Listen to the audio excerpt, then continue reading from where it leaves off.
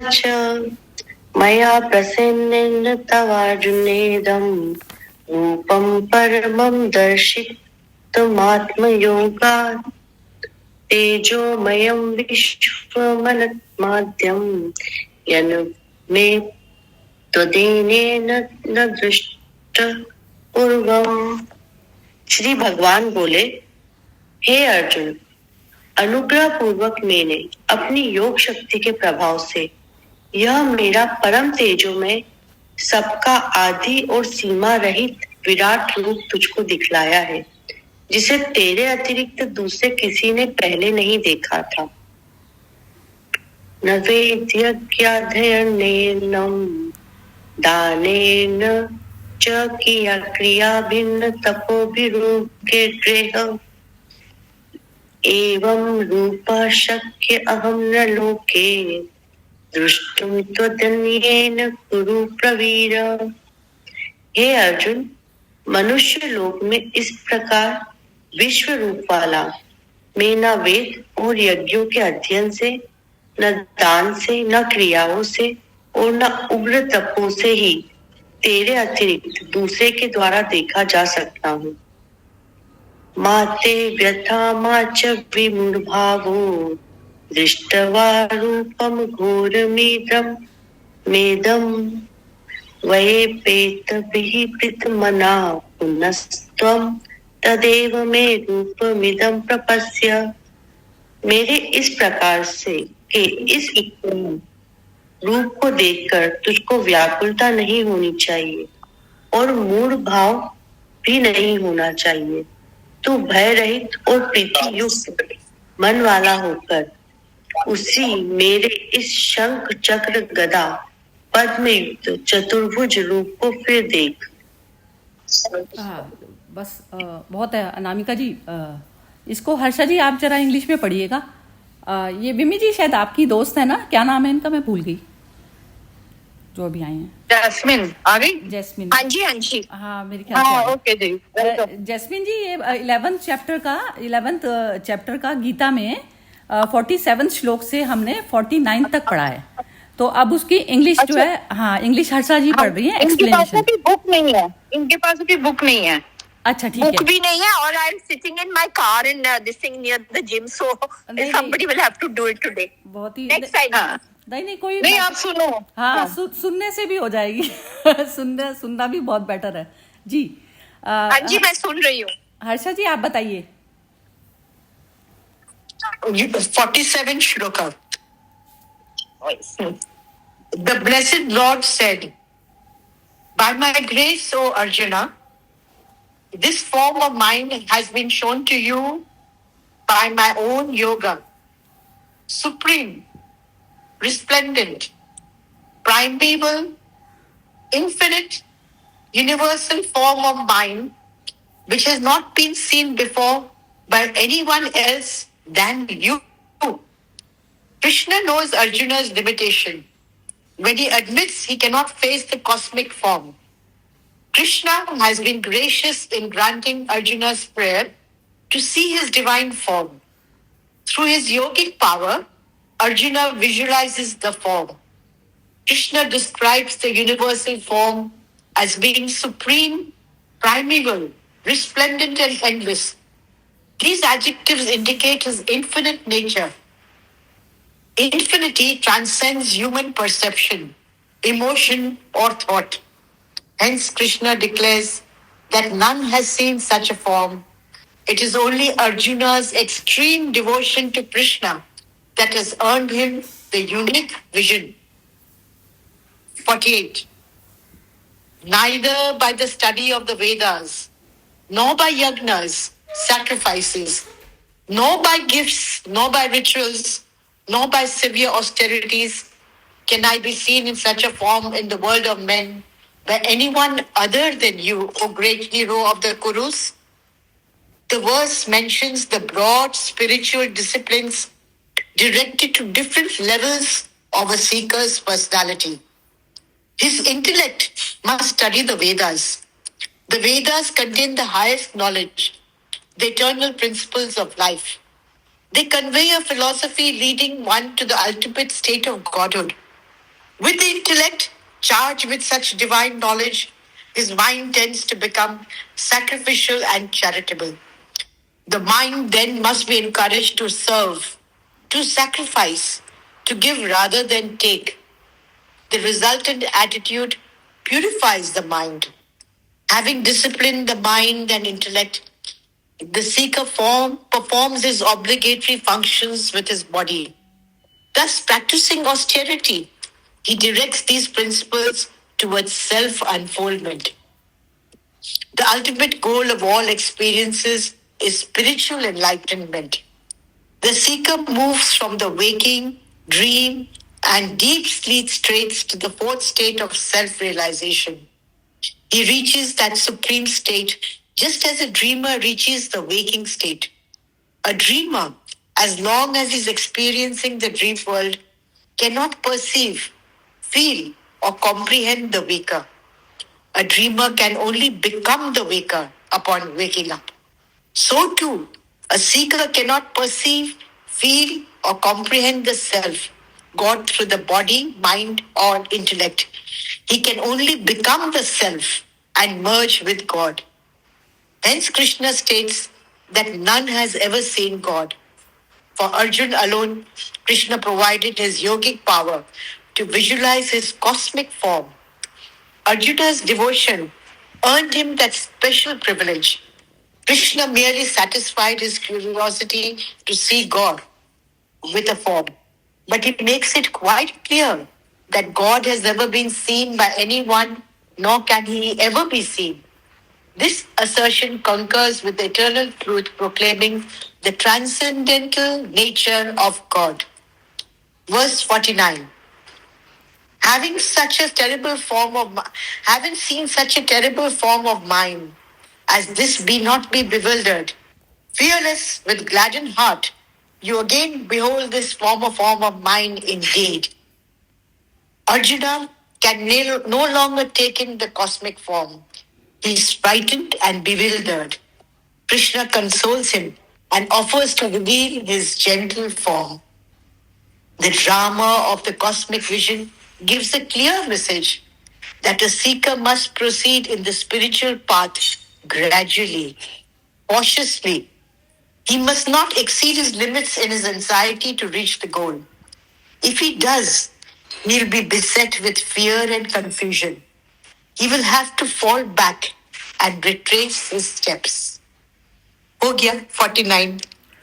हाँ, बहुत ही इस पे अच्छी से एक्सप्लेनेशन दी हुई है इंग्लिश वाले में, बहुत ही बढ़िया है। तो इन सब का तो यही है कि ये जैसे जो भगवान बोल रहे हैं, मैं तो एक ही सेंटेंस में बोलती हूँ इसको कि जैसे एक लाइव कंप्यूटर को आप ऑपरेट कर रहे हैं, तो जो कंप्यूटर है वो कैसे जानेगा ऑपरेटर को। तो बस यही इस वाली उस वाली सिचुएशन में आप आ जाते हो तो आप सारी चीज़ों को आप हैंडल कर सकते हो आराम से। तो पूरी तरह से चैतन्य भाव होकर जो जीना होता है ना, तो वो एक्चुअली अल्टीमेट मोटिव नहीं होता। वो जितना जल्दी हो जाता है तो उतना आप लाइफ के हर मोमेंट को एंजॉयफुली जो है आप उसको जी पाते हैं। बस इन टोटल इनका सबका यही सार है। और बिम्मी जी एक एक करके एक्सप्लेन करिए। बिम्मी जी आप इसको 47 का, जैसे 47 है तो 47 को पूरा एक्सप्लेन ऐसे पूरा करिए। ठीक है, आप स्टार्ट कीजिए। हाँ, इसमें मतलब ओवरऑल जो पहले तो सार जो मुझे समझ आया, ईश्वर को पाने का इसमें जो लिखा है कि चाहे वेदों से, चाहे यज्ञ के माध्यम से, दान क्रियाएं, ये सब ऊपरी सिर्फ जैसे ना वो कह दो, मतलब वेद और यज्ञ ये सब एक टूल्स हैं, पर अल्टीमेटली जब आपका पूरी तरह से आप समर्पित हो और वो जो प्रेम भाव है वो ही आपको ईश्वर तक लेके जाएगा। ये सारी चीजें आपको कहीं ना कहीं हल्का सा हेल्प कर सकती है, they can be a catalyst. पर देन वो जो एक वो सच्ची भावना जिसे कहते हैं, निर्मल भाव से आप हो, तो वो ईश्वर तक जाने का रास्ता है। मतलब ईश्वर वैसे भी ईश्वर यहाँ पर जब अपना विराट रूप उसको दिखा रहे हैं, तो अर्जुन तब भी एंड में भी थोड़ा सा घबरा रहा है, तो ईश्वर उसको कह रहे हैं कि तू भाई घबरा नहीं। और यही है मतलब जो कॉस्मोस का जो अपना कॉस्मिक रूप उन्होंने दिखाया, जिसमें वही सब उन्हीं से उत्पन्न हो रहे हैं, उन्हीं में जा रहे हैं। तो उसको अर्जुन को वो जो भयंकर रूप कृष्ण का दिख रहा है, तो उससे वो थोड़ा सा घबरा रहा है। तो उसमें भी वो कृष्ण कह रहे हैं कि भाई यही है, मतलब ये सत्य है, तो तू उससे घबरा नहीं, और मैंने तुझे दिखाया तेरी वो जैसे जो इंग्लिश में कहा गया है, तेरी डिवोशन देके। तो कहते हैं मतलब कृष्ण उसको जो अपना स्वरूप दिखा के भी उसको एक क्लैरिटी दे रहे हैं कि ये है। और हम इंसान मनुष्य रूप में हमें लगता है कि हमने पता नहीं क्या अचीव कर लिया, तो वो उसको हम वही मिनिस्क्यूल से वो उसको इन्फिनिटी का दिखा रहे हैं। मतलब एक छोटे में भी मैं हूँ, एक विस्तार में भी मैं हूँ, तो अपना वो रूप दिखा के उसको जैसे उसको क्लियर उसका जो माइंड कर रहे हैं, जो मुझे इसमें समझ आया। और अब एक एक करते हुए जब श्री भगवान बोले, हे अर्जुन, अनुग्रह पूर्वक मैंने अपनी योग शक्ति के प्रभाव से, तो पहले तो आया योग शक्ति के प्रभाव से, तो मतलब जब वो एंड में भी कह रहे हैं कि भाई नॉर्मल इंसान ईश्वर के स्वरूप को समझ ही नहीं सकता, उसके लिए अपना वो कहते हैं ना, किसी चीज को समझने के लिए you need to have that holistic view, 360 degree view. हम संकीर्णताओं में जब किसी चीज को देखते हैं और पूरी तरह से एनालाइज नहीं करते हैं, तो हमारी अप्रोच जो उसकी तरफ होती है वो भी एक वो संकीर्ण सी अप्रोच होती है। तो इसीलिए जब वो कह रहे हैं योग शक्ति के प्रभाव से ये मेरा परम तेजो में, तो योग शक्ति मतलब you have to rise above your, वो कहते हैं ना आउट ऑफ बॉक्स थिंकिंग किसी में तुम्हें लानी पड़ेगी। यदि तुम उतनी तक ही रहोगे तो तुम्हारी सोच भी उतने तक ही तुम फिर वो करोगे। तो हर चीज से अपने सोच का विस्तार करो। तो ये जो योग शक्ति है वो विस्तार की, अपनी कैपेसिटी की, अपनी कैपेबिलिटी की, अपनी एनर्जीज का एक्सपेंशन है। तो वो यहाँ पर उस एक्सपेंशन से श्री भगवान ने अर्जुन को अपना रूप दिखाया। ये मेरा परम तेजो में सबका आदि और सीमा रहित विराट रूप तुझको दिखलाया है। मतलब कोई वो बाउंड्री नहीं है, कोई उसकी कोई लिमिटेशन है ही नहीं, जिसे तेरे अतिरिक्त दूसरे किसी ने पहले नहीं देखा था। तो यदि प्रैक्टिकल लाइफ में किसी भी सिचुएशन में यदि आप उसको पूरी तरह से एनालाइज करते हो, सीमा रहित, विदाउट एनी, वो कहते हैं ना अनलिमिटेड पॉसिबिलिटीज तक पहुंचने के लिए तुम्हारी सोच का भी तुम्हें विस्तार करना पड़ेगा, तभी तुम्हें वो क्लैरिटी आएगी और तभी तुम्हें वो जो सही दिखाई देगा। वो जैसे कहते हैं ना कि दूध का दूध, पानी का पानी तुम तभी कर पाओगे जब तुम्हारी वो क्लैरिटी और जब तुम्हारा 360 डिग्री व्यू वो लोगे। और इसके लिए तुम्हें अपने कैपेबिलिटीज, कैपेसिटीज, एनर्जीज का एक्सपेंशन करना पड़ेगा। हे अर्जुन, मनुष्य लोक में इस प्रकार विश्व रूप वाला मैं ना वेद और यज्ञों के अध्ययन से, ना दान से, ना क्रियाओं से और ना उग्र तपो से ही तेरे अतिरिक्त दूसरों के द्वारा देखा जा सकता हूँ। तो यहाँ पर भी वो तेरे अतिरिक्त इसीलिए आ रहा है कि अर्जुन को ही वो अभी वो रूप दिख रहा है ईश्वर का। और उन्होंने कहा कि यही वही है, ये सब टूल्स हैं और पूरे चेतन रूप तक पहुंचने के लिए ये माध्यम हो सकते हैं तुम्हारे, पर सिर्फ इन्हीं से तू वो विस्तार का देख लेगा वो नहीं है। मेरे इस प्रकार के इस विकराल रूप को देखकर तुझको व्याकुलता नहीं होनी चाहिए और मूढ़ भाव भी नहीं होना चाहिए। तू भय रहित और प्रीति युक्त मन वाला, प्रीति युक्त मन वाला मतलब वही पूरी तरह से समर्पित प्रेम भाव।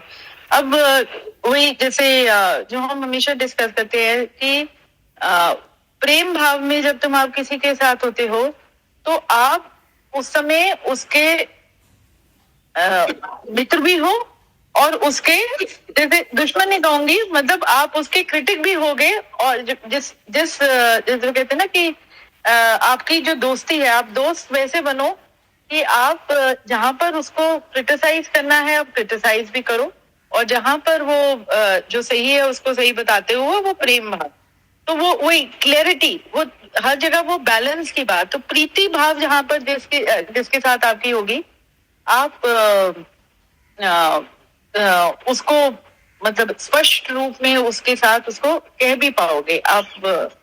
तो यहाँ पर मुझे लगा कि जब उन्होंने ये कहा कि प्रीति युक्त मन वाला होकर, तो वो भय रहित इसलिए, यदि आप प्रैक्टिकल लाइफ में जिसके साथ आपको प्रेम होगा, आपको कहीं गलत है तो आप उसको गलत का भी बताओगे। और जैसे कबीर साहब ने भी कहा है कि अपने साथ ऐसे लोगों को रखो जो तुम्हारी कहते हैं ना, जो क्रिटिक भी हो, क्योंकि वो जो प्रशंसा करने वाले हैं वो तो आपको वो वही मक्खन मक्खन ही लगा रहे हैं और वो सर। तो सच्चा मित्र वही होता है जो तुम्हें हर सिचुएशन में तुम्हें सही राह दिखाए। तो यहाँ पर अर्जुन इसलिए कह रहे हैं, वो हरि कृष्ण उसको ये कह रहे हैं कि तो इसलिए तो मेरे इस रूप को देखकर जिसमें तुझे लोग इससे उत्पन्न होते हुए भी दिख रहे हैं और वो है, तो उससे भय नहीं कर, मतलब तू डर नहीं।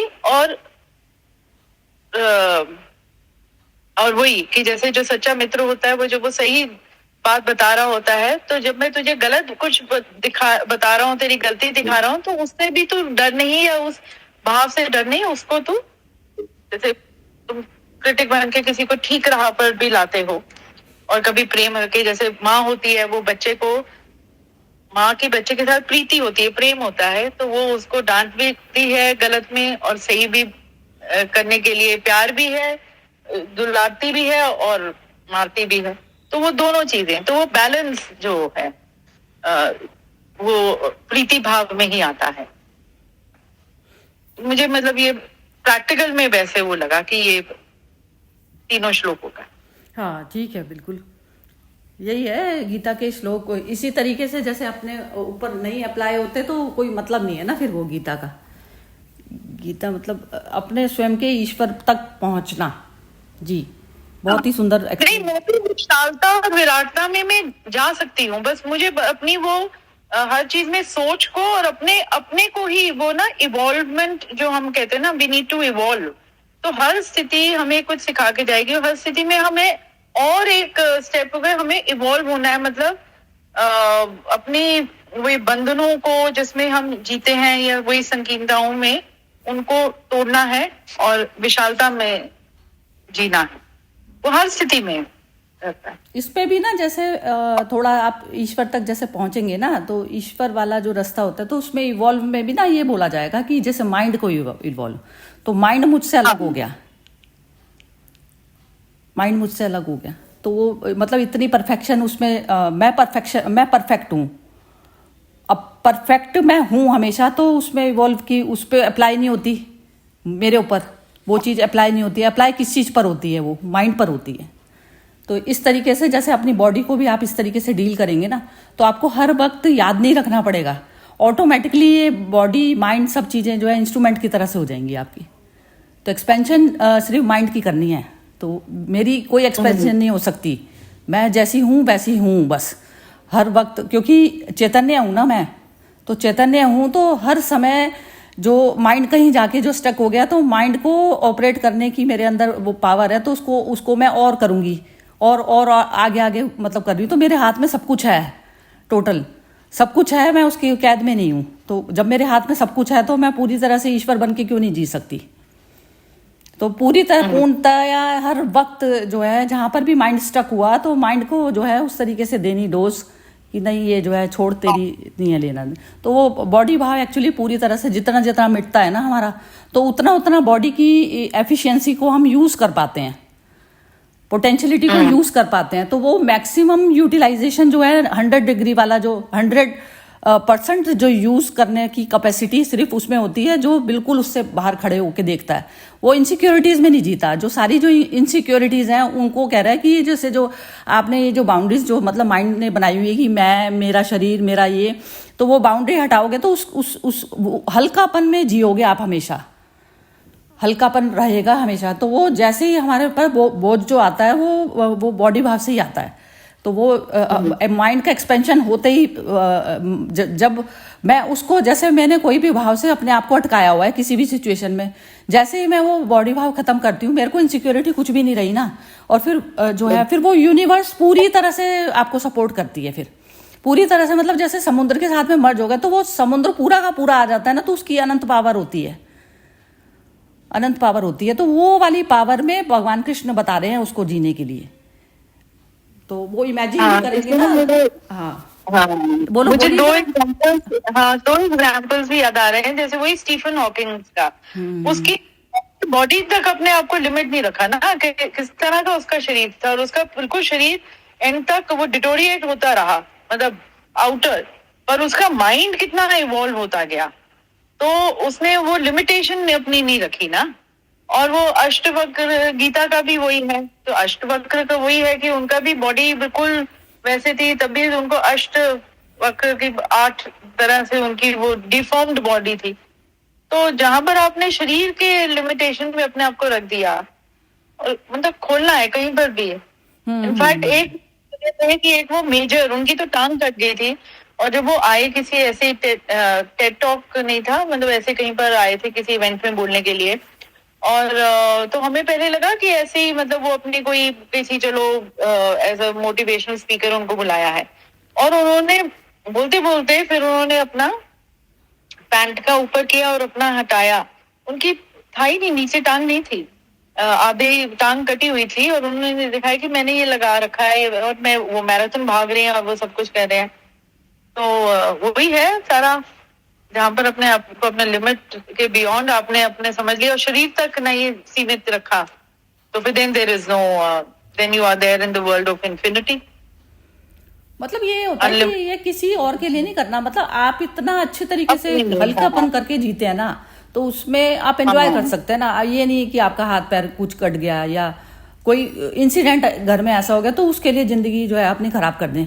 जितने दिन के लिए बॉडी मिली हुई है तो उसको यूज करेंगे ना, तो उसमें जो है मैक्सिमम यूटिलाइज ही वही कर पाता है, कृष्ण जैसे ही लोग कर पाते हैं। हम तो बहुत ही ज्यादा लिमिटेड दायरे में जीते हैं ना, तो वो परेशानी का कारण हमारा हम स्वयं है।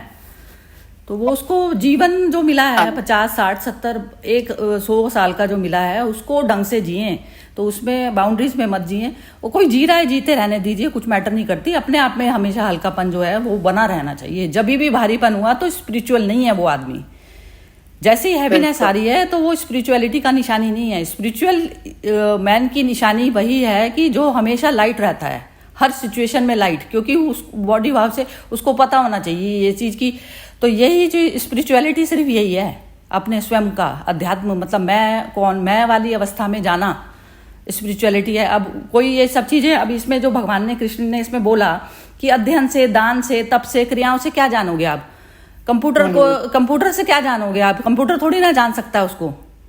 तो वो तो कंप्यूटर तो क्या है, ऑपरेट करने वाला ही खुद वो स्वयं वही है ना, ऑपरेटर ही खुद वही है। तो उसको जानने की आप प्रयास कर रहे हो, उसके थ्रू, इंद्रियों के थ्रू कर रहे हो, तो वो इंद्रियां क्या मैटर करेंगी उसमें? आप स्वयं ही वही हो ना। हाँ, और वही ना, जैसे पूजा पाठ, और वही ठीक है, आप किसी तकलीफ में हो तो आप ठीक है, हम वो पूजा पाठ करना शुरू करते, वो क्या करेगा? जब तक तुम अपने मन से नहीं वो हो पा रहे, अपने आप को स्ट्रांग नहीं बना पा रहे, तो पूजा पाठ भी तुम्हारे वही ना, God helps those who help themselves. तो पहले तो अपनी खुद मदद करो ना, अपने आप को उससे निकालो। तो ये पूजा पाठ वही है कि पूजा पाठ, या जो हमने सुना, किसी ने कहा, वो सिर्फ थोड़ी देर के लिए हमें वही टूल्स हो सकते हैं, पर ultimately it is you who has to do it. तुम्हें वो क्या होता है ना, जैसे मतलब चैतन्य में हो गया और मैंने अपना माइंड में घर बना लिया। और कई बार जैसे बॉडी भाव से हम ज्यादा डोमिनेट होते हैं तो बॉडी को बना लेते हैं घर, कि बॉडी में हमारी जो है जान अटक गई, कि बॉडी में कुछ हो गया तो उसके लिए जान अटक गई। तो वो घर हमने कहाँ बनाया हुआ है ना, अनंत का घर तो अनंत पे ही होगा ना, अनंत है हम। तो उस अनंत का याद करके ही अनंत की विशालता में आप जाएंगे। तो विशालता में जाना मतलब सारी पगडंडियां जो है आपको छोड़नी पड़ेंगी। तो वो साहस जो है चाहिए, बस एक साहस चाहिए जंप का। तो जंप तो हर एक्शन में मारना ही पड़ेगा। तो वही है, उसमें एंजॉय कर सकता है मनुष्य। वो अमृत वाली अवस्था वो तब आती है। तो अमृत से जब हो जाता है, तो जब आप उस लेवल पर बैठकर जो भी कुछ बोलते हैं और जो भी कुछ कर्म करते हैं, चाहे बेशक आप प्रोफेशनल तौर पर अपने ऑफिस में कर्म करें या वैसा करें, तो वो कर्म ईश्वर का कर्म होता है। और वही वाणी जो है ईश्वर वाणी, अमृत वाणी होती है, जो अमृत से, अमृत वाणी की कृष्ण ने ही बोला, हम भी बोलते हैं तो वह भी अमृत वाणी है, यदि हम शरीर भाव से परे हटकर बोलते हैं तो कोई चीज। तो वो अमृत पर आप बैठकर जब आप तत्व पर बोल रहे हैं तो उस समय अमृत वाणी है। तो अब जैसे इस समय जो अब बात हो रही है ना, ये जैसे जो सभी लोगों का जो लेवल है वो अमृत वाणी है। तो क्योंकि लाइव अमृत वाणी झरती है ये, तो कहते हैं ना जैसे बुद्ध पुरुषों की अमृतवाणी झर रही है, झरना कहते हैं उसको, झरना। तो ऐसा होता है कि वो उसी समय ही मैन्युफैक्चर हुई है।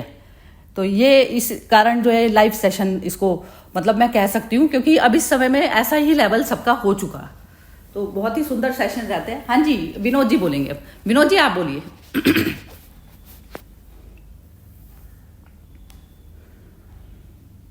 हेलो, नमस्ते। हाँ नहीं, बहुत अच्छा आपने और रिमी जी ने एक्सप्लेन किया। इसमें मैं एक दो चीजें ही खाली ऐड करूंगा। जैसे रिमी जी ने यही कहा कि आउट ऑफ बॉक्स थिंकिंग रखनी है, मतलब इसमें वही सार है 47 का कि अगर आप जो मतलब विराट तरीके से मतलब आउट ऑफ द बॉक्स सोचना है, नॉर्मल तरीके से जो सोचेंगे तो वो चीज पे नहीं पहुंच पाएंगे। और दूसरा 48-49 में ये समझ में आता है कि जैसे बोला है कि मतलब तप से, वेद से, मतलब आप कोई भी टूल्स जो भी यूज कर रहे हो उससे नहीं, जब तक आपका जो, जैसे मैं मतलब सरिता जी कहती है, उससे भी क्या है कि वो चतुर्भुज रूप देखकर फिर वो मन वाला होकर उसी शंख चक्र पद्मयुग मतलब जो कमल की तरफ फूल जो रहता है वो हमेशा शांत मन रहता है। तो जब तक आपका शांत मन नहीं है तब तक ब्रह्म से पहुंचना मुश्किल है। मतलब कि आप जितने भी उपाय कर रहे हो, लेकिन जब आपका मन शून्य होता है और शांत होके ब्रह्म की तरफ सरेंडर करते हैं, मतलब दो भाव ये इंपॉर्टेंट रखते हैं, सरेंडर करना और मन को शून्य करना। जब ये करके डिसीजन शून्य मन से लेंगे और कर्म करेंगे तो ही ब्रह्म की तरफ जो है आपके जाने का रास्ता खुलता है। बस यही कह रहे हैं, बाकी तो सब आपने और सरिता जी ने और रम्मी जी ने बोला। धन्यवाद। रास्ता नहीं खुलता विनोद जी, ब्रह्म ही हो जाते हो आप उसी समय। ब्रह्म ही हो जाते हो जी। मतलब लेकिन इसमें वो कहा है ना, मतलब वो शंख गदा के रूप को फिर देख, मतलब पहुंचते नहीं है, मतलब इसमें उसका अर्थ ये है। बाकी अदरवाइज तो मन शून्य होने के बाद ब्रह्म में लीन हो ही जाते हैं। हाँ। ये संदर्भ इसमें यहाँ पर वो पहुंचे नहीं है, मतलब इसके लिए। और बिल्कुल ठीक बात है। और शंख वगैरह भी ना, ये जैसे उसमें इसमें ऐसा बोल रहे हैं, लेकिन शंख का ना जैसे वो कहा जाएगा, जैसे बॉडी जो है हमारी वो शंख की हो गई, और जो सारा जो हाथ पैर सब कुछ जो सारी इंद्रियां हो गई चक्र और गदा की तरह से, मतलब इंस्ट्रूमेंट की तरह से हो गया। और जो उसमें से जो साउंड आ रही है, जो साउंड बजाने वाला जो है वो मैं हो गया, चैतन्य साउंड। तो वो जिसकी जैसी शंख होता है, जैसे जिसका जैसा शंख है वो वैसी उसके अंदर ध्वनि आएगी। असुर है तो असुर की आएगी, सुर है तो सुर की आएगी, ब्रह्म हो गया तो ब्रह्म की। तो ब्रह्मनाद उस अवस्था का नाम है जहाँ पर आप शंख में बिल्कुल खाली हो जाते हैं अंदर। तो वो वाला जो नाद जो बचता है वो कृष्ण नाद हुआ, अनहत नाद जिसको बोला जाता है, मन शून्य वाली अवस्था से जो पैदा हुआ जी। अब इसको कौन बोलेगा? दीपा जी आप बोलेंगी?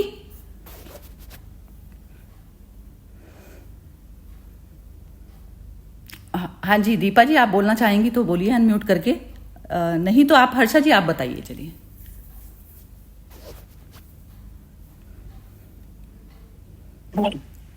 एक है कि जैसे हम लोग जब ईश्वर को देखना चाहते हैं ना, तो मेरा हिसाब से तो जैसे ये जो दिव्य दर्शन, जो विशाल दर्शन जो होता है अर्जुन को, वो एक्चुअली हम लोग जब सुनते भी है तो हमें भी लगता है कि ये जो विशालता है वो परम तत्व है, और वो परम तत्व हमारे अंदर कैसे मैं प्रकट करूं, अभी लेटेंट है मेरे अंदर में, पर उसको मैनिफेस्ट करना ही तो पूरा प्रयास हो जाता है। कि जो अर्जुन को दृश्य आया और उसका लायकात बने कि वो कृष्ण का विश्व रूप देख सका, हम लोग की लायकात कैसे बढ़े कि हम भी थोड़ा बहुत भगवान के करीब आकर उनका दिव्य दर्शन कर सके। तो ये जो प्रयास चलती है कि एक तो जिज्ञासु का भावना और अपने आप में पूरा सिंसियरिटी, पूरा when you integrate spiritual in your daily life, then आपको एक कृष्ण का स्थिति महसूस हो जाएगा। तो मुझे सार इसका बहुत अच्छा लगा, ये 3 श्लोकों का। और आप लोग ने सबने जो बोला कि out of the box thinking, वो बहुत जरूरी है। एक मैं उदाहरण देने चाहती हूँ कि हमारे सत्संग था गुरुवार रविवार को, हम लोग बुद्धिस्ट चैंटिंग में भी मैं जाती हूँ, तो कुदरती वो दिन मैं बच्चे लोग को मिलने गई। तो एक्चुअली हम लोग का 53rd एनिवर्सरी था संडे को, 53rd वेडिंग एनिवर्सरी। तो हमने वहां गए, बच्चे लोग को मैं मिल कर आई। तो उधर ही मेरा भावना ऐसा था कि उन लोग कभी बिजी होंगे और शायद शाम को कुछ प्रोग्राम होगा, आएंगे तो सही पर मैं पहले उनको मिल लूं। तो वो भावना मेरा इतना डीप लव था। मैं उधर गई और जब मेरे ग्रैंडसन को मैंने मिला तो बोला कि दादी या gold chain has fallen of. तो मैंने सोचा कि देखो प्रेम भावना में ये किधर भी गिर सकता था। यदि मैं घर नहीं जाती और सीधे उनके पास नहीं जाती, सीधे रास्ते में गिर जाता तो मुझे मालूम ही नहीं पड़ता। मेरा भावना था कि ना मुझे प्रेम है, बच्चे लोग को मिलना है। तो वो भाव जो होता है ना, वो कृष्ण रूपी है। वो प्रेम भावना वो कृष्ण से अलग है ही नहीं। और जब भी हम प्रेम भावना में रहते हैं ना, तो उसका अनन्य हमारे पर एक प्रोटेक्शन आ जाती है। उसको जैसे बोलते हैं ना कि प्रेम स्वरूप आपका अंदर, बच्चे लोग का वन वे ट्रैफिक है। आपका एक प्रेम भावना में आप रहेंगे ना, तो आपका एक पूरा प्रोटेक्टिव ओरा सब चीज में काम कर जाता है। तो कई उदाहरण ऐसे बन गए थे ऐसे तब मेरी लाइफ में। तो मुझे वो दिन यही मैं शेयर करना चाहती हूँ कि वही भावना, वही प्रेम, वही उत्साह, वही उमंग से हम जब भी एक एक पल जिएंगे तो कृष्ण हमारे साथ है और हमारी रासलीला भी चालू रहेगी। बहुत ही बढ़िया जी। अब कौन बोलेगा? सोनपाल नहीं, पहले मोना से पूछ लेते हैं। मोना हो क्या? नहीं, चलो मोना गायब हो गई। हाँ सोनपाल जी आप बताइए।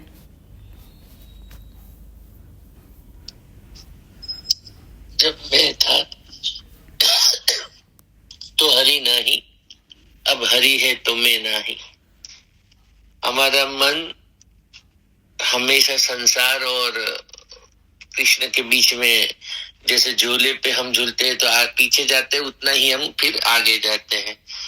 तो यहाँ पे आज विम्मी जी ने बहुत अच्छा एक एग्जाम्पल दिया स्टीफन हॉकिंग, और तुरंत उनके दिमाग में अट्टा वक्र आया। और ये दोनों एक अलग अलग युग में हुए हैं, लेकिन दोनों एक ही बात, जैसे विम्मी जी ने बताया, कि मैनिफेस्ट कर रहे हैं कि शरीर से ऊपर उठना है। हर्षा जी ने भी एक इच्छा बताई कि काश हम भी वही लेवल पे पहुंचे, यानी कहीं उनको मन में ऐसा है कि मैं वहां पे नहीं हूँ।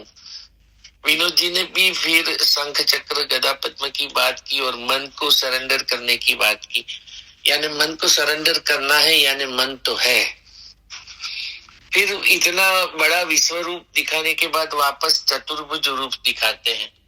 तो चतुर्भुज रूप में उनके 4 हाथों में शंख चक्र गदा और पद्म होता है।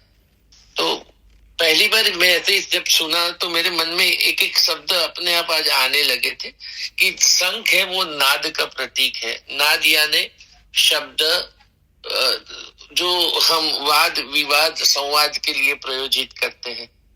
चक्र का मतलब फिर गति है, और गति भी कैसी है? घूम फिर के वापस वहीं आना है। चक्र चक्र जैसे पूरा ब्रह्मांड यूनिवर्स गति में तो है, लेकिन उनका गति का जो शेप है वो वर्तुल का है, यानी आप गति में भी रहोगे लेकिन आना तो फिर वहीं पे है। जैसे पृथ्वी तत्व है, जल तत्व है, तो पृथ्वी तत्व है वो स्थिरता में गति महसूस करती है, और जल तत्व है वो गति में स्थिरता महसूस करती है।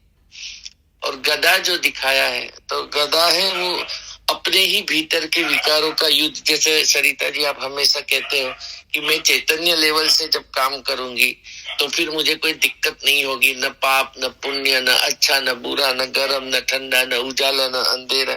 तो उसके लिए भगवान ने गदा का प्रतीक दिया है। और पद्म, ये मुझे सबसे ज्यादा आकर्षित लगा आज, क्योंकि जैसे हमारे वहां राष्ट्र में अवार्ड भी देते हैं तो पद्म भूषण, पद्मश्री, पद्म शब्द सभी में आता है। तो पद्म का मतलब मुझे आज ऐसा लगा कि कृपा है।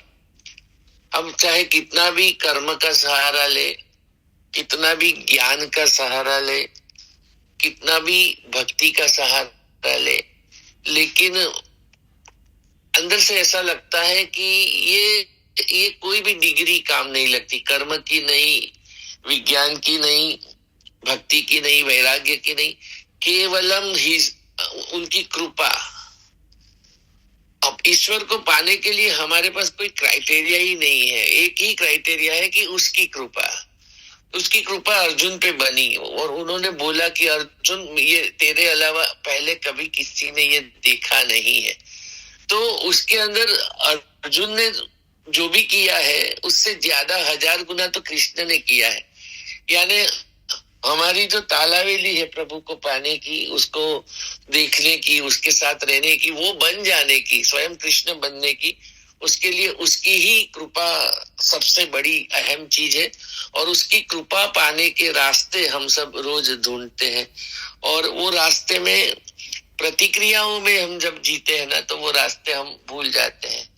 केवल अपने बीइंग में रह के, अपने मूल स्वभाव में रह के, जो हमारा मूल स्वभाव है वो कैसे मैनिफेस्ट होता है, सत्य से, प्रेम से, करुणा से, वहां पे वो संसार वाली प्राप्ति या मुझे ही मिले या मेरे परिवार को ही मिले या हम अव्वल नंबर पे रहे, वो सब चीजें नहीं, यहाँ पे फिर विराटता आती है। तो ये मंडन मिश्र और शंकराचार्य का जो संवाद हुआ था, उसकी जज बनी थी मंडन मिश्र की वाइफ।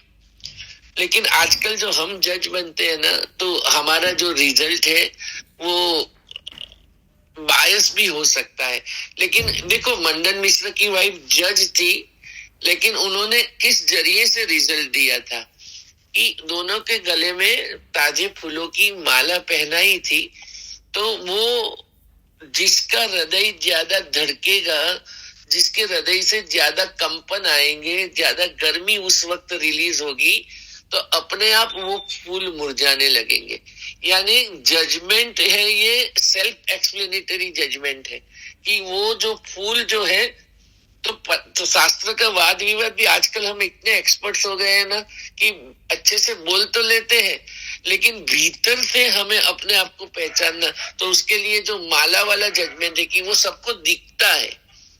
यानी हमारे शब्द, हमारा व्यवहार, हमारा वर्तन, हमारे विचार, वो हमारे एक टोटल होलिस्टिक अस्तित्व से पूरे समाज में वो रिफ्लेक्ट होता है। और जब पूरे समाज में हमारे होने से प्रेम, शांति, करुणा बढ़ती है, तो उसी समय हम परमेश्वर स्वरूप हो ही जाते हैं। तो ये इंडिकेटर्स और पैरामीटर्स भी आज मुझे थोड़े क्लियर हुए कि हम कृष्ण भाव में है कि नहीं, वो साबित भी होता है, वो दूसरों को भी साबित होता है और अपने आप को भी साबित होता है। तो ये विराट स्वरूप और फिर चतुर्भुज स्वरूप, ये जो हमारा झोला है, कभी चतुर्भुज स्वरूप की ओर जाता है, कभी विराट की ओर जाता है। लेकिन यही है कि साधना में लगे रहे, मन को सतत संसार में देते हुए, और ये सब में लगते हुए जिम्मेदारियों से नहीं भागना है। जो शरीर के अंदर अभी आत्मा बैठी है, तो शरीर के कुछ कर्तव्य है, शरीर किसी का बाप है, शरीर किसी का बेटा है, पति है, तो वो सब जिम्मेदारियां भी निभाते हो, लेकिन वो नाटक करने के हिसाब से हमको करना है। नाटक करते करते अपना मूल स्वरूप रोज देख लेना है, और थोड़ा सत्संग से ये क्लियरेंस आता है। जैसे आज विमी जी की बात से स्टीफन हॉकिंग और अष्टावक्र विनोद जी की बात मन सरेंडर की, और आपका तो चैतन्य भाव वाली बात, और हर्षा जी की एक बाल सहज चेष्टा, और उनकी आवाज में भी एकदम तरोताजगी जो रहती है, तो वही तो कृष्ण है। तो बस यही है कि सत्संग में बने रहे, साथ में पूरा दिन वो सत्संग का जो हमें जो मिला है, उसका कोर, उसका जो फ्रूट, वो हमारे व्यवहार में, हमारे परिवार को, हमारे गांव को, हमारे लोगों को, हमारे बिजनेस में जो जिनसे जुड़े हैं, उसका प्रसाद हमसे कृष्ण हमें निमित्त बना के बांटता रहे। बस यही प्रार्थना है मेरी। ये जो आपने ये वाली चीज बोली ना कि दूसरों को भी लगती है वो चीज, जैसे आपने वैसी फूल के हिसाब से जो बात समझाई, दूसरों को दूसरों की दृष्टि में, मतलब जैसे कृष्ण अवस्था में वो दूसरा होगा ना, तो तब दिखेगी, अदरवाइज नहीं दिखती किसी को भी। वो खुद वैसी अवस्था में होना चाहिए, जैसे हम हैं वैसा ही सामने वाला वैसा ही है, बिल्कुल आइडेंटिकल, तो तब वो मुझे जान पाएगा, अदरवाइज नहीं जान सकता कोई भी किसी को। तो कृष्ण अवस्था जो पदम वाला जो इसमें बोला ना, पदम मतलब ये होता है कि फूल डाली से अलग हो गया, तो फूल डाली से अलग हो गया, तो वो पद्म श्री अवार्ड जो इस तरीके से जो दिए जाते हैं, तो वो अवार्ड मतलब बात देने नहीं देने की नहीं, मेरी अपनी वह अवस्था, जो भी मैं कर्म करती हूँ उसमें मेरी वह अवस्था आ रही है कि नहीं आ रही है, मैटर वो करती है। तो ये जो सुगंध होती है, ये सिर्फ आपको तो करेगी, आप हल्के रहेंगे तो नेचुरली दूसरी तरफ में भी जो आपकी जो रेजिस जो पास होती थी, गर्मी की या सर्दी की या जिस भी तरीके की जो भी मनस्थिति होती है, तो वो गर्मी सर्दी टाइप की सी जो चीज़ें मन जो हमारा जो मैनिफेस्ट कर रहा होता है, तो वो रेजिस कम लगेगी, हीट कम लगेगी, बस दूसरे को भी कम दिखाई देगी। जैसे कहीं कहते हैं ना कि कोई इंसान जल रहा है तो वो चारों तरफ में अग्नि टाइप की सी वो रेजिस भेजता है चारों तरफ, लेकिन अब वो रेजिस जो है मेरे अंदर यदि कृष्ण तत्व उस समय जागृत है तो कृष्ण तत्व उसको जो है शमन कर देता है इस तरीके से कि क्योंकि और नहीं उगाता और नहीं करता। जैसे एक मनुष्य क्रोध में है तो दूसरा मनुष्य में यदि कृष्ण तत्व है तो वो उसके क्रोध को किस तरीके से शांत करेगा, तो ये चीज पूरी तरह से पता होती है उसे। तो वह अवस्था ना कृष्ण के दर्शन करने के लिए कृष्ण बनना पड़ेगा, तो कृष्ण बने बिना नहीं बनेगी बात। तो वो पदम वाला जो है तो उसमें हर एक्शन में बात ये नहीं कि अब ये युद्ध में फंसा हुआ है तो पदम बनना है, इसको वो होना है। पदम हमारा हर एक्शन में पदम हमारा होना जरूरी है, क्योंकि जैसे हम एक ब्रश भी नॉर्मल कर रहे हैं मॉर्निंग में जैसे उठकर, तो वह भी अवस्था जो है वो ऐसा होता है कि जैसे जब मेरे को रिक्वायर्ड है कि ये चीज हुई है, जब मैं चैतन्य भाव में जीऊंगी तो मुझे पता होगा कि कहाँ पर कौन सी चीज को साफ करना है। ऐसे नहीं कि अंधाधुन बन के जो है मैं करती जाऊंगी क्लीन अपने आप को, तो वो नहीं होता। तो हर छोटे से छोटा बड़े से बड़ा कर्म चैतन्य होकर जीने में जो आनंद है, तो वो पदम वाला जो है वो उस तरीके का मूवमेंट होता है। तो उसमें बात ये नहीं कि मेरे कर्म से दूसरी तरफ पे शांति हुई क्या नहीं हुई, दूसरे को तो आप देखेंगे ही नहीं और ना अपने आप के शरीर भाव में रहेंगे। अब एक तो आपने बोला कि दूसरे का, और एक हर्षा जी ने बोला कि हम कृष्ण को साथ रखेंगे तो मतलब वो हमारी टेक केयर करेगा। तो टेक केयर तो जब मैं कर्म में अपने आप में निष्कामता वाले भाव में आती हूँ तो टेक केयर मेरी अपने आप हो जाती है। यदि मैं क्योंकि उस धारा के विपरीत नहीं बह रही, सेम उसमें बह रही हूँ। तो ये जैसे एक तो सन है, सन के चारों तरफ में राउंड में हम घूम रहे हैं। जब हम अपने आप में बॉडी भाव में जीते हैं तो जैसे ये 9 ग्रह जो चक्कर लगाते हैं ना, तो चक्कर लगाने की बजाय ना वो 9 ग्रह इधर उधर भाग रहे हैं। तो वो मेरे को अपने ऊपर में चैतन्य भाव में जब मैं आऊंगी तो वो जो सारे जो मेरे माइंड का जो गेम है वो मेरा पूरा उसको ही घूमता है उसके अराउंड। तो ये चीज जो है अलग अलग नहीं जाते, हम ग्रह अपने आप अलग अलग नहीं जाते। तो इस तरीके से जब जीना होता है तो हम यूनिवर्स के एक उसमें आते हैं। जो शरीर और उसकी गति जो मन की गति होती है वो तो चक्राकार में घूमती है, लेकिन मैं स्थिर रहती हूँ तो मैं चैतन्य हो गई। तो वो स्थिरता जो है वहां पर आनी है। तो वो स्थिर तब होगा जब हम तादात्म्य नहीं करेंगे किसी भी चीज के साथ में, हम उसको ऑपरेट करेंगे बजाय तादात्म्य करने के। अब इसको जरा थोड़ा सा एक्सप्लेन और करिए जरा, कौन करेगा? अब सोनपाल जी जरा आप करिए जरा दोबारा एक बार। नहीं, बस यही है कि कृष्ण भाव में रहे, शरीर में होते हुए भी हम शरीर से मुक्त का अनुभव करें। और उसके लिए मुझे तो आज के सत्संग के समय तो केवल उसकी कृपा ही ज्यादा पावरफुल लगती है कि हमारे जो भी प्रयत्न है वो कम पड़ने वाले हैं। उसकी कृपा से ही सब कुछ होगा। और उसकी कृपा कैसे मिलेगी? तो हम सत्संग में रहेंगे, और जितना समय सत्संग में रहेंगे आत्म स्वरूप में रहेंगे। आत्म स्वरूप में रहते हुए फिर हमें शरीर में भी रह के जो नाटक करने हैं वो पूरे हम बहुत अच्छे से कर पाएंगे अपना रोल। परफेक्ट है, ठीक है। हाँ जी हर्षा जी आप बताइए।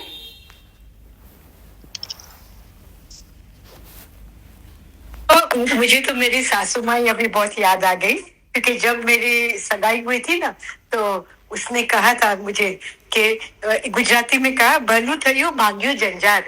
तो मैंने समझा नहीं कभी, क्योंकि मैं बोली आप क्यों बोल रहे हैं ऐसे। तो उन्होंने कहा जब मुझे लकवा हुआ ना तो मेरे को 1 मिनट फुर्सत नहीं मिलती थी भगवान के वो कुछ करने के लिए, कीर्तन में जाने का लिए, सत्संग सुनने का लिए, क्योंकि घर का कार्य में वो बहुत बिजी थे ना। कभी महाराज रखे थी, वो कभी हाथ से सब खाना काम करती थी।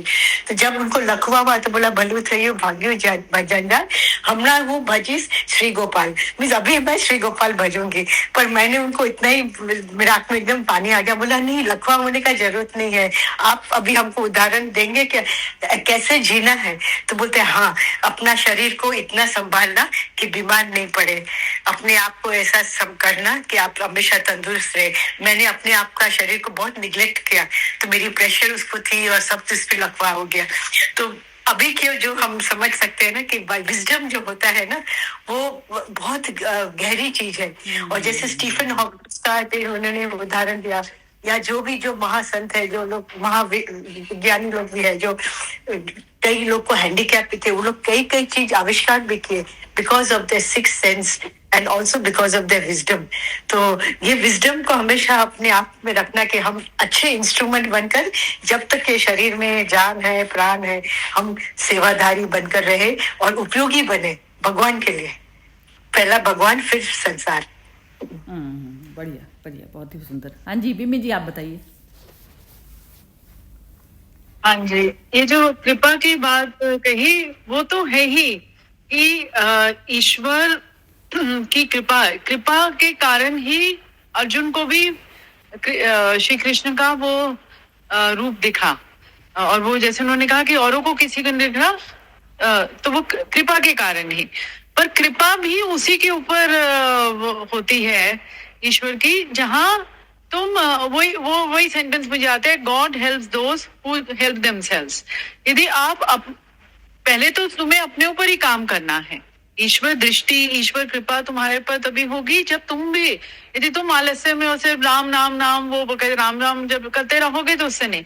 और राम नाम जब करते हुए भी, अब ये नहीं है कि जो संत महात्मा जो उधर हिमालय में निकल जाते हैं और वहां पर तपस्या कर रहे हैं और वो कि हाँ जी हमें ईश्वर मिले या ईश्वर के दर्शन हुए, वो उसके अंदर भी जो मेडिटेशन करते हैं, जब वो कहते हैं कि हमें एकदम वो फील हुआ, हम उसमें ट्रांस में चले गए, तो उसमें भी हुआ है कि दे हैव वर्क. मतलब चाहे शरीर से काम कोई कर रहा है, चाहे कोई मन से काम कर रहा है, कर्म तो कर रहा है. कर्म की कभी भी वो आपने कर्म को कहीं नहीं छोड़ा.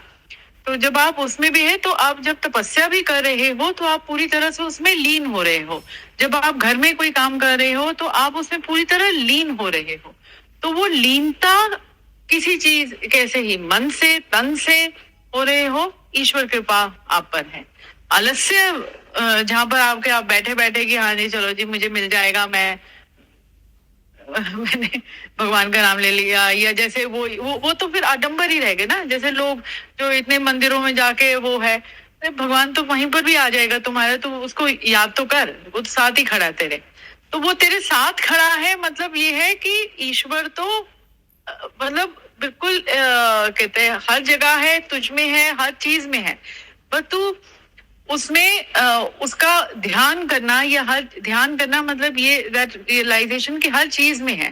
बस उतने को समझते हुए तू अपना कर्म करता रहे, बिना उसके वही प्रीति भाव से तू कर्म कर रहा है और पूरा संलग्न होके कर रहा है. फिर then he takes you beyond everything. और फिर तब हमें मैजिक लगता है कि अरे ये मेरे साथ कैसे हो गया, मैंने कैसे कर लिया. तो ईश्वर तो वही है कि यही कह रहे कि लिमिटेड कुछ भी नहीं है, मैं तुझे बहुत कुछ तेरे अंदर अपार कैपेबिलिटीज हैं, और उसको भी निखारने के लिए, उसको उजागर करने के लिए, अपनी कैपेबिलिटीज को रियलाइज करने के लिए, पहले जैसे ही मैं अपने आप को, जैसे वो थॉट ही आता है, I start working on that thought, he will take me beyond things. पर काम तो मुझे ही करना है, उस कृपा के लिए मुझे काम करना ही है. मतलब ये हाँ, सोनपाल जी क्या कह रहे हैं?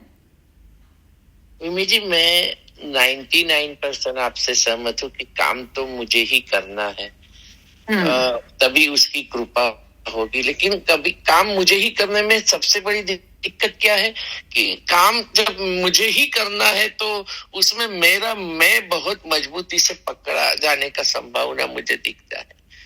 जैसे अभी एक मुझे रामायण की कहानी याद आ रही है कि गौतम ऋषि बाहर गए थे और इंद्र को उनकी पत्नी के साथ सहशयन करना था, तो उसने गौतम ऋषि का रूप ले लिया और फिर उन्होंने सहशयन किया. जब गौतम ऋषि आए तो उनको पता चला. यहाँ पे गलती किसका था? इंद्र का था. इंद्र ने गौतम ऋषि का, और लेकिन श्राप दिया अहल्या को. अहल्या का तो इसमें क्या गलती है? उसका क्या कर्म खराब है? तो कर्म की गति तो देखे ना, तो इंद्र को क्यों गौतम ऋषि कुछ नहीं कर सके, और अहल्या पे क्यों उन्होंने श्राप दे दिया कि तू शल्या हो जा? उसका तो कोई गलती नहीं, उसका कोई गलती नहीं था, ऐसा हमें अपीरियंटली दिखता है, लेकिन गौतम ऋषि ने उसका कौन सा गलती निकाला कि तेरा सतीत्व इतना पावरफुल नहीं है कि तू अपने पति के रूप ले आए हुए उस शख्स को पहचान नहीं पाई। गौतम ऋषि ने ये गलती निकाला, यानी कर्म के रास्ते पे है ना, सीता को, अहल्या को ये अग्नि परीक्षाएं जो आती है ना, वो अपने मैं को जलाने के लिए आती है। कहीं ना कहीं जब यहाँ पे कर्ता होता है ना, वहां पे मैं थोड़ा मजबूत रहता है, लेकिन कृपा वाली बात में है ना, मैं डिजोल्व हो जाता है, वो पूरा उसका कोई अस्तित्व ही नहीं रहता, वो सरेंडर वाला है, 100% सरेंडर वाला चीज है। तो आपकी बात एकदम 99% सही जा रही है, जिंदगी में मैं भी ये अनुभव करता हूँ। लेकिन मामला पूरा कब होगा, जब 100% कृपा होगी। बिना कृपा से हमारे प्रयत्न करे या न करे, आखिर में तो सब वो बोलते हैं ना कि सब मुझसे आए हैं, मुझ में समा जाएंगे। तो उसकी कृपा ही मुझे तो अल्टीमेट सोर्स लगती है उसको पाने के लिए। तो मेरे को तो इसमें सोनपाल जी, मेरे को इन्हीं का ही जमा इसलिए है कि ये जो बीबी जी जो बोल रही है ना, तो वो डिसोल्यूशन की तरफ पर बोल रही है ना, तो वो बात ये नहीं कह रही है कृपा तो उसकी सतत बह ही रही है, कृपा उसकी विड्रॉ नहीं है कहीं से भी। हमें उसकी कृपा में जाके मर्ज होना है, हमें मर्ज होना है। हम कहाँ विड्रॉ कर लिया हमने अपने आप को उसकी कृपा से, उसकी तो मर्ज होना है, हमें मर्ज होना है, यानी हम उससे अलग है ना, हमारा मैं बचा हुआ है ना। नहीं नहीं नहीं, मैं नहीं मर्ज तो हरी नहीं, हरी है तो मैं नहीं। नहीं नहीं नहीं, बात ये नहीं है। ये जो बिम्मी जी जो कह रही है ना, वो ये कह रही हैं कि मेरे को जैसे मर्ज हो, जब मैं अशांत में कब होती हूँ ना, जब मैं अशांत होती हूँ तो यानी कि मैं हूं ना अब तब, और जब मैं अशांत नहीं हूं तो मैं उसके साथ मर्ज ही हूँ मर्ज ही हूँ। तो जब मैं खड़ी हुई तो मेरे को वापस मैं वहीं जाती हूँ, तो फिर मेरे कृपा तो उसकी बह ही रही है सतत, मैं कहाँ से खड़ी हो गई अलग। तो ये अवस्था ये ठीक कह रही हैं बिम्मी जी आप बताइए। हाँ, नहीं मतलब मुझे सोनपाल जी भी वही कह रहे हैं, पर थोड़ा देखो, कृपा ईश्वर, जब मैं भगवान को याद भी कर रही हूँ, जैसे मैं किसी मुसीबत में हूँ और मैं भगवान का जब मैं नाम ले रही हूँ और मैं भगवान को प्रेयर कर रही हूँ, तो उसमें भी मैंने अपना मैं तो हटाया, मतलब उसमें भी मेरा जो कर्म है, वही मैं कह रही हूँ, मन से भी कर्म है, तन से, हम सिर्फ तन के कर्म को बात कर रहे हैं, मन का भी तो कर्म है। जब मैंने अपने आप को हटा दिया अपने उससे, और मैंने उसके अंदर एकदम लीन हो गई उसमें, चाहे मैं मांग ही रही हूँ और अपना मुझे कष्ट हो रहा है, मैं मांग रही हूँ, और तो वो उसने सच्चे मन से मैंने उसको याद किया, तो मैंने मन का कर्म किया वहां पर, और मन के कर्म से उसने उसकी मेरे ऊपर कृपा हो गई। और तब मैं कहती हूँ कि भाई जैसे कहते हैं ना, भगवान ने मेरी सुन ली, तो भगवान ने सुन ली, मतलब भगवान ने मेरे ऊपर कृपा कर दी। मैंने क्या किया उसके पीछे, मैंने हो सकता है शरीर से कर्म किया हो सकता है मन से कर्म किया हो। तभी वो कह रहे हैं कि मेरे तक पहुंचने के लिए रास्ते अनेक हैं, भक्ति का भी है, ज्ञान का भी है, कर्म का भी है।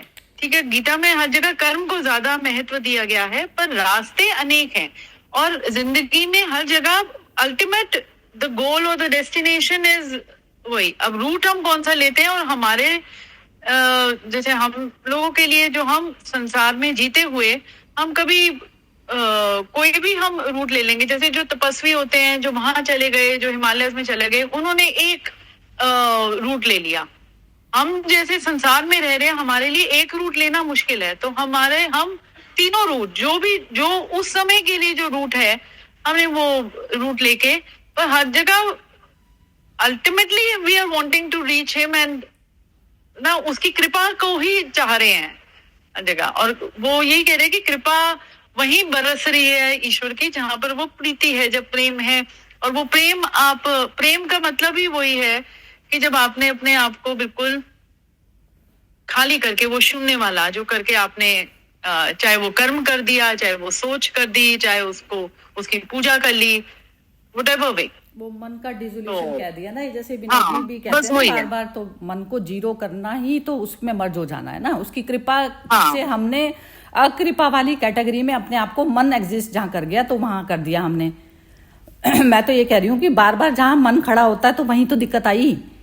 तो मन को जीरो करने के हिसाब से, अब जीरो में कोई भी योग लग जाए, वहां तक जाने के लिए। अब मन को जीरो किस तरीके से करना है वो उसी मनुष्य को पता होगा जिसका मन खड़ा है। अब वो खड़े को फिर जीरो करके डिसॉल्व होना है उसको। तो बार बार करना तो हमें ही है काम, तो हमें ही मतलब ये करना है, मन को डिसॉल्व होना है। मन ने खड़ा कर लिया, उसने अपनी कोई डिमांड बना ली, तभी तो आया, तभी तो वो अलग हुआ। उसने अपनी कोई डिमांड खड़ी कर ली कि मैं तो नहीं मर्ज हो रहा उसमें, बार बार सागर में मर्ज होना ही पड़ेगा उसे, सामदंड भेद करके करना पड़ेगा। तो मन पे काम इस तरीके से किया जाता है बस। तो उसमें मतलब प्रेम तत्व ये नहीं कहता कि आप जो है भारी, तो उसमें जैसे एक नदी है, वो उसको पत्थर रोके पड़ा है, तो कैसे भी करके जबरदस्ती करके उसके ऊपर से जाके नीचे से जाके चारों तरफ से बनाएगी ना वो रास्ता अपना जाने का, वहां मर्ज होने का।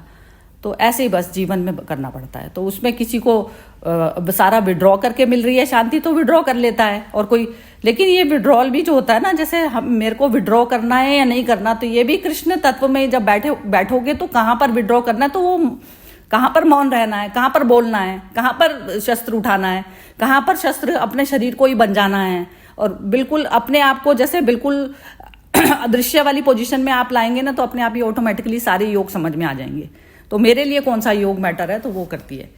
एक बार सोनपाल जी, तो आप तो बोलना चाह रहे हैं, सोनपाल जी 1 मिनट जरा विनोद जी से भी एक बार पूछ लेते हैं जरा सा, बस हल्का सा। जी विनोद जी आप बताइए जरा।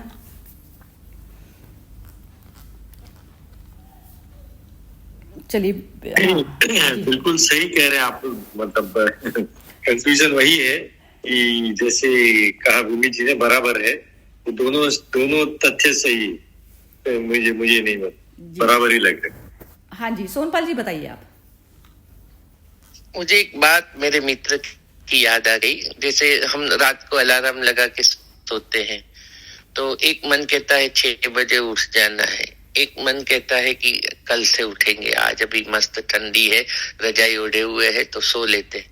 तो मन ये द्वंद्व में फंसा हुआ है, 6 बजे उठना है और 6 बजे नहीं उठना है। लेकिन एक तीसरा जो स्वरूप है वो कर्ता का है, वो जो उठ जाता है वो तीसरा हम जनरली अपने को 2 में ही देखते हैं, एक राग वाला, एक द्वेष वाला।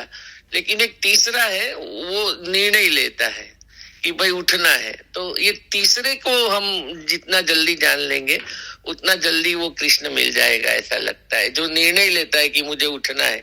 क्योंकि एक मन सोने को बोलता है, एक मन उठने को बोलता है, लेकिन एक और मन है जो सचमुच उठ जाता है।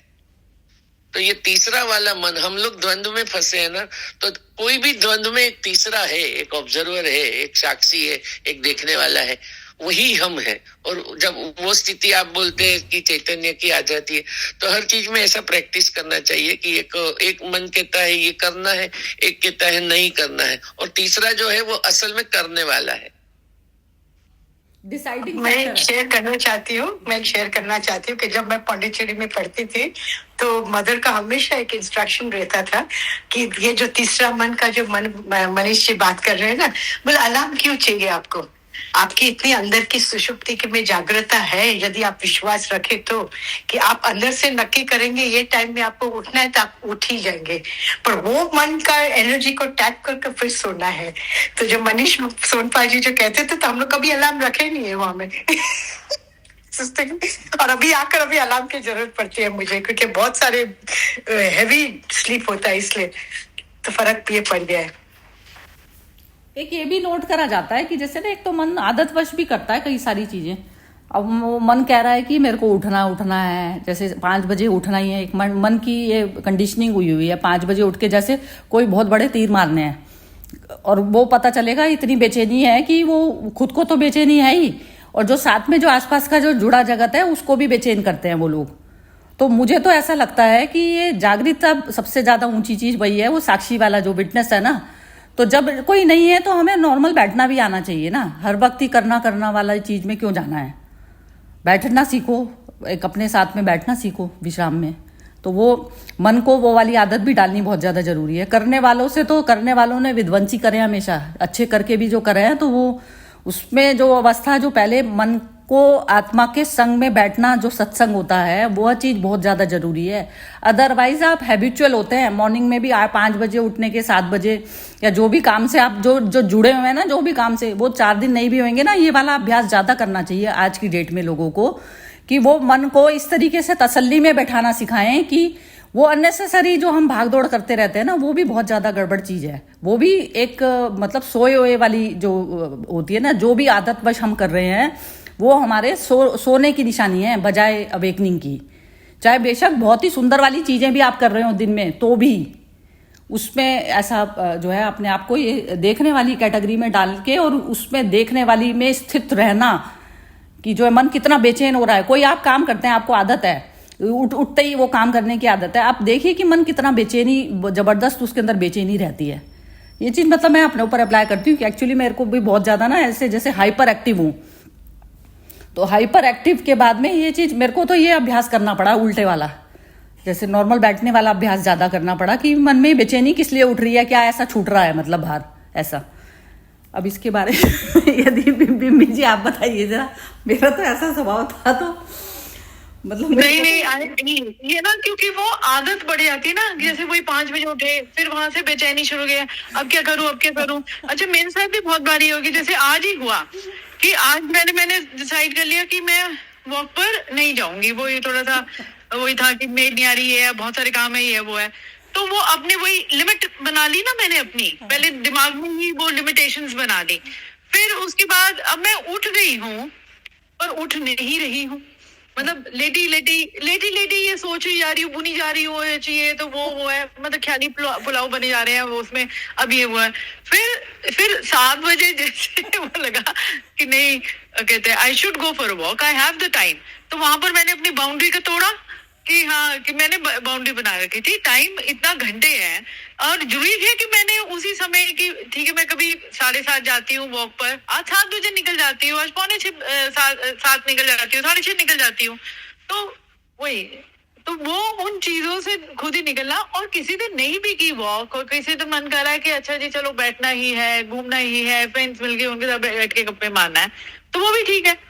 तो वो वही घूम के वही जाती है कि लिमिटेशन, हल्केपन में आना, हल्केपन में आना। हम अपने आप ही तो बना रहे हैं, हम अपने आप ही तो सोच के, वही जो आप कह रहे हो कि क्या निकल जाएगा, एक दिन वॉक नहीं की, या एक दिन वो नहीं किया, या एक दिन वो, मतलब हमने ऐसे अपने आप को, लाइफ को इतना भी क्या डिसिप्लिन कर, ठीक है डिसिप्लिन होना चाहिए, पर इतना भी नहीं कि वो डिसिप्लिन आपका बंधन सा बन जाए, और फिर तुम्हारा वही सोच के वो जूसेस अंदर वो बन रहे हो मैंने ये नहीं किया, वो नहीं किया, वो नेगेटिव जूसेस अंदर बने जा रहे हैं। तो वो अच्छे होने की जगह और बुरे ही हो जा रहे हो।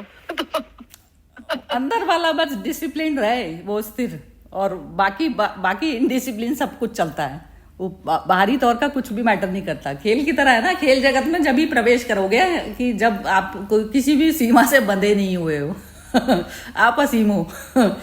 मुझे तो ऐसे ही लगता है, हल्कापन ही मेरे को तो ऐसा लगता है टेस्ट उसका यही है कि बिल्कुल शांत वाली उसमें आ जाते हो ना आप तो बस। जी सोनपाल जी क्या कह रहे हो? बस आप खेल बोला तो मेरे दिमाग में एकदम से श्रीकांत याद आ गया। क्रिकेट में एक खिलाड़ी था कृष्णमाचारी श्रीकांत, वो जो शॉट खेलता था ना, वो कोई भी बुक में पहले कभी था ही नहीं, वो अपने अंदाज से खेलता था। फिर दूसरे लोग ये शॉट नया आया करके उसके बारे में रिसर्च करते थे। तो भगवान भी हमारे में रहे, श्रीकांत को जगाता है, नए नए शॉट्स हमको लगाने हैं। ये तो बहुत मजा आता है उस वाली लाइफ में जीने में।